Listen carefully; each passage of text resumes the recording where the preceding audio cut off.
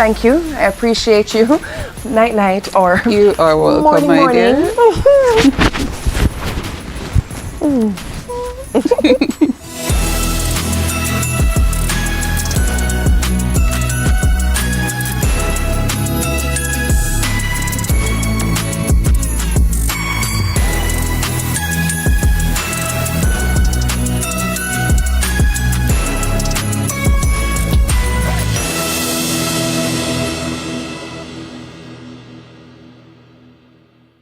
I'm Curlin Brown. Let's continue to inspire Jamaica. And of course, where else will you see it?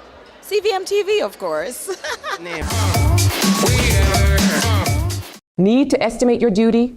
Perform a track and trace? Search for a declaration? Then download the Jamaica Customs mobile app today. The time by the Jamaica Customs Agency is 12 p.m.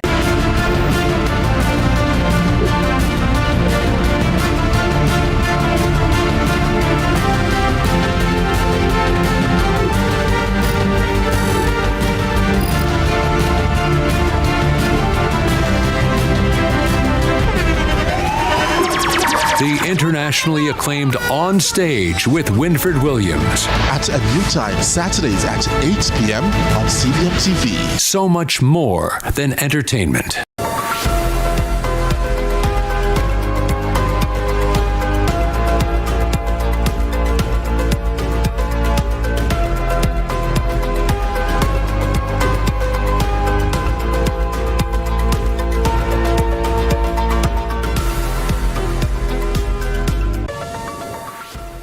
Thanks for joining us for CVM News at Noon for this Tuesday, December 23, 2025. I'm Amoy Harriet. Up first, following Thursday's brutal triple murder in Clarendon, police have formally charged 26-year-old Daniel Henry of Fraser's Field in the Rocky Point community. Henry is facing 3 counts of murder following a domestic incident in which he allegedly used a machete to kill his mother, brother and cousin. The victims have been identified as Annette Lindo, a domestic helper and vendor, 32-year-old fisherman Linval Henry, and Ingrid Keisha Lindo. The attack, which occurred on Thursday, December 18, has sent shockwaves through the close-knit fishing community. Henry appeared in court on Monday, where he was further remanded. His next court date is expected to be announced at a later time. President of the Jamaica Teachers Association, Mark Malava, is this afternoon pushing back against the suggestion from some school principals that the government should stop using schools as hurricane shelters. The principals argue that school infrastructure isn't designed to accommodate displaced families and say extended shelter use often disrupts classes and damages facilities. But Mr. Malava says doing away with schools as shelters wouldn't be practical, especially during national emergencies, pointing out that schools remain among the most accessible and structurally sound public buildings in many communities.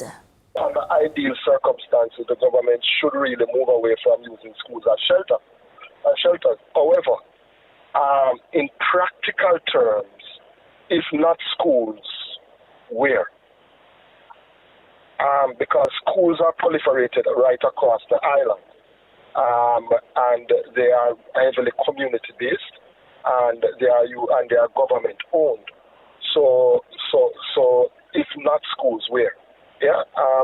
Ideally, you should have centers in communities that are fit for purpose. But I mean, that does not exist right now.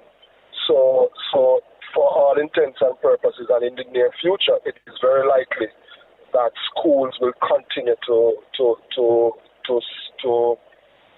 serve as shelters. We have no money, the word from the National Works Agency NWA this afternoon in response to calls by residents in Ricketts River, Frome, Westmoreland for a breakaway to be fixed. The call followed a fatal accident on Ricketts River Road late last week because of that same breakaway. Manager of Communications and Customer Service at the NWA, Stephen Shaw, told us that the road is one of many affected by Hurricane Melissa. Mr. Shaw says most of the dangerous sections have been blocked off by the NWA, but he notes there isn't adequate funding to fix all areas severely damaged. We know that in areas where retaining structures are required to remake the embankments on which these roads have been built or had been built. Those will take some time because the damage estimate, the preliminary estimate had been put at some $35 billion. That's not money that's available at the go to the National Works Agency. And so we have to now program all of these things in line with the funding availability. So the minimum that can be done, we are doing. We have reopened roads, we are cordoning off areas, and we are advising the public to exercise caution when traversing along these corridors and through these communities. Now, as a festive season approaches and spending pressures intensify, Jamaicans are being urged to exercise financial discipline. Speaking on CVM's lead story on Monday, Head of Consumers Intervention of Jamaica, Michael Diamond, said consumers should regulate their spending habits throughout the Christmas season. Christmas is just one day, and there is a tomorrow after the Christmas. So the idea of it is that have a plan. Have a budget. Stick within your budget. If you go out with a budget and a plan, chances are you'll be successful. If not, you may overspend and you may find that the new year catches you and you don't have any money. You're broke simply because, you were doing impulsive buying. And the bright lights, the glitter, and the music are all things to persuade you, to get those hard-earned money out of your pocket. So don't be too distracted with that. Have a plan, have a budget, and stick to it. In the meantime, a day before the traditional Christmas Grand Market, the Jamaica Constabulary Force is again urging the public to stay alert while shopping. From walking with less cash to parking in well-lit areas, law enforcement officials stress safety must be prioritized. Javoni Hamilton reports. As more Jamaicans do final Christmas shopping, police are once again urging extra caution. In its latest campaign, the JCF says shoppers should avoid displaying large sums of cash and use cards or electronic payment options where possible. Motorists are also encouraged to park in well-lit areas and to keep shopping packages out of sight. So we're asking persons to keep their wallets and purse secure and close to their bodies at all times. Also, avoid traveling around with large sums of cash.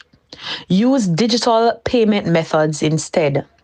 If you must transport large sums of cash from one location to the other, we encourage you to seek the assistance of a courier service or your local police. The police are also warning against distractions while being on the road.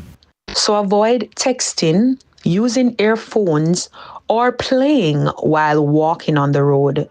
You should instead try to be vigilant, looking behind you every few steps to ensure that you're not being followed or your safety is not being compromised. If you feel as though you're being followed, head to the nearest police station or to a well-lit area and do not be afraid to shout for help. When using ATMs, members of the public are urged to choose well-lit locations, protect their pins, and be mindful of anyone nearby. When using the ATM or ABM, choose those in well-lit area. Ensure that you shield your PIN when you're entering it and check to ensure that you are not being watched.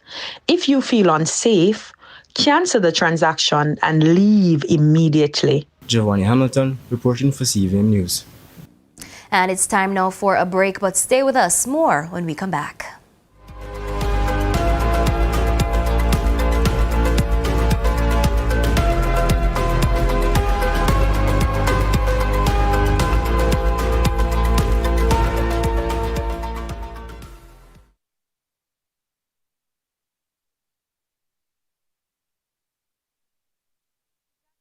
Good afternoon, you hearing me?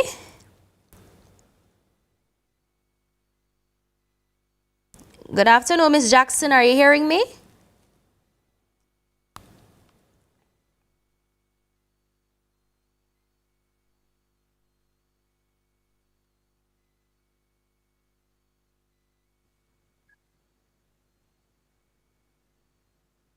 Miss Jackson, you're muted.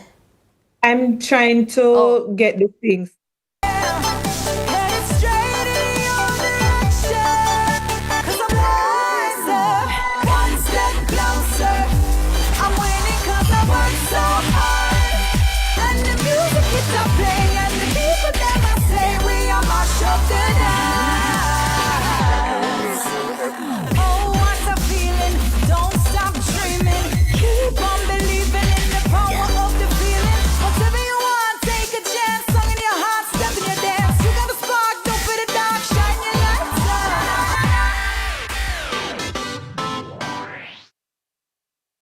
Yeah, man, this is Nadine Sutherland, cause we triumphant, because we not stay down, we not go down, stop one like we are clown.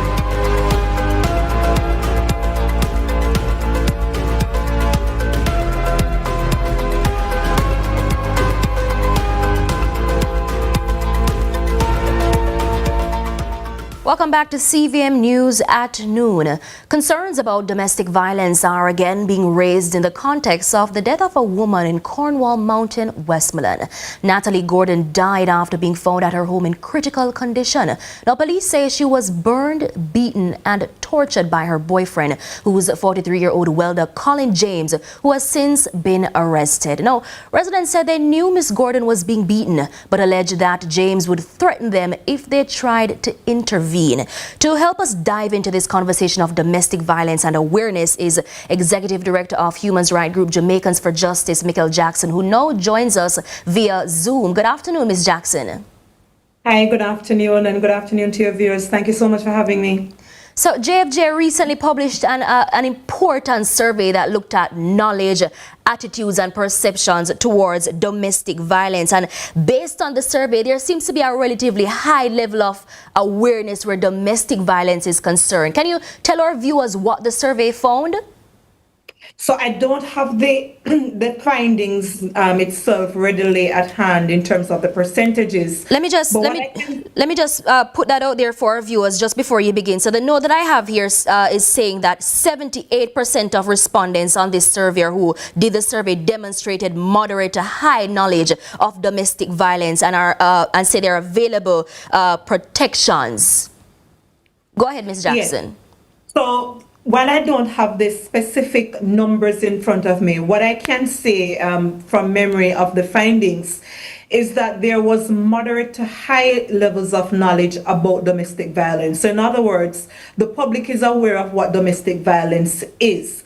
What we found as well is that you had a significant percentage of the respondents who were either victims or survivors of domestic violence or perpetrators of domestic violence.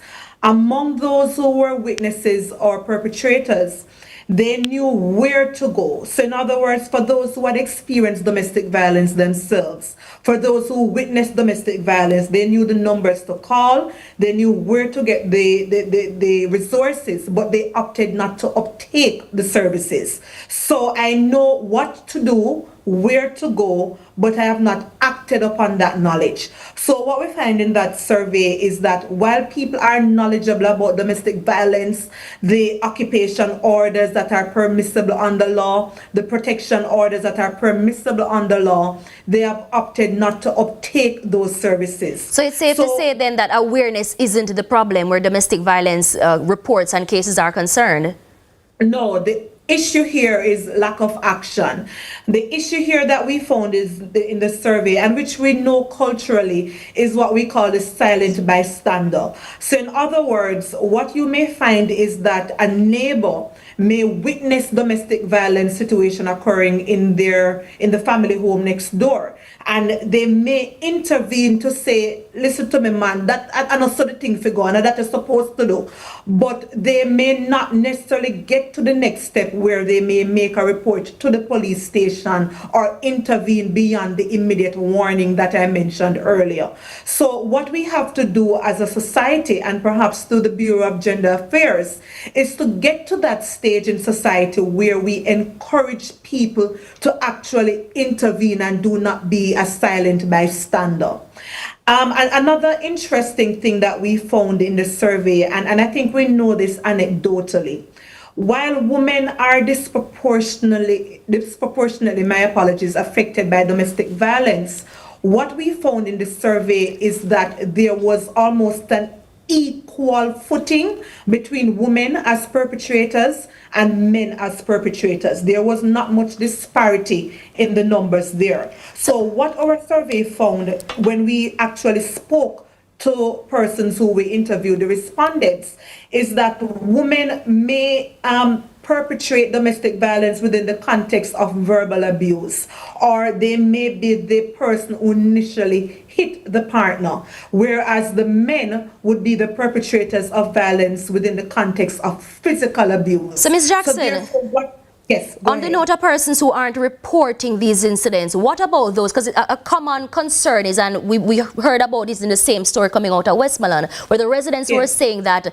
the perpetrator is wild. He was armed, or not armed, he was wild, and they have fear for their life. How then do they respond in a case like this where the attacker, for example, is armed? One of the things we say is that while we encourage people to report, you have to look at the safety of yourself and you have to look at the safety of the victim in the situation. In a number of the instances that JFJ has even gotten the reports around, we have gotten reports that the perpetrator may have a firearm, whether that firearm is licensed or not. And by the way, we've gotten both, where it's an illegal weapon in play or a licensed firearm holder. And we encourage people to look at their safety. We also encourage people to report anonymously if they believe that their safety may be at risk. So there are reporting mechanisms that the government actually has, where you can safely make that report and where you can look at the situation of the victim or the survivor in that instance to say, is there a child in the household? What do I do? Is it best that I call 211, where there is the intervention of the Child Protection and Family Services Agency? So we have to look at the full gamut of the situation, but we never encourage people to remain silent on the issue and say, I hope it works out. We always encourage people to make reports, because clearly we see where a report being made can save a life. So JFJ has previously called for legislative reform. What exactly would that look like? One of the things I have to say as you ask that question is that for years now we have been advocating for a complete overhaul of the Domestic Violence Act, which came into effect about 2004 thereabout. We have had review, but we have not moved on a comprehensive one where the amendments have been made. So last year or the year before, 2023, there was a joint select committee that was established. They met only 2 or 3 times, and we're calling for that joint select committee to reconvene and get moving. For example, not even a definition of domestic violence is spelled out in the legislation. So in other words, if a police does not understand the full gamut of what domestic violence entails, whether it is financial abuse, emotional abuse, the physical and the sexual, then they would be immobile in actually giving the necessary support to a victim. The government has done good work. You have domestic violence intervention centers across the island, but we need more. We need more officers to be trained. Officers have said to us, it's not just a legislative issue. It's a case where sometimes I don't even have the resources to actually go to where a complaint has been made. You're saying the police officers have said that? Have said that. And you see the government making investments with more police cars being purchased and so on. So it's an investment, the investment in the police force, that will also ensure that the necessary response can be provided in domestic violence situations. So it's both legislative as well as the implementation gaps need to be plugged as soon as possible. So I just ask that we join in encouraging Parliament to get moving on the review of the legislation. Where the police is concerned, would you say the lack of resources is the only issue that's causing them to not respond adequately, or is there something more? Is it a case where they don't know how to properly deal with these cases? What has your research or reports found? It's a bit of both. And I have to be cautious as I say this. Historically, what we found is that the lack of understanding among police officers in terms of how to respond, what the law provides for. And the police is like another citizen. They have their inherent biases in terms of domestic violence and intimate partner relationships. But I can say Through the leadership, for example, of a Jacqueline Delon and the Domestic Violence Intervention Centers, we have seen improvement. But the Domestic Violence Intervention Centers, they need more. And the police officers need increased training so that when you go into any police station, they are able to adequately respond. They need training in sign language interpretation. So, for example, someone from the deaf community who may go and make a report, the police is equipped to actually take that report. So the training needs to continue. We need more domestic violence intervention centers.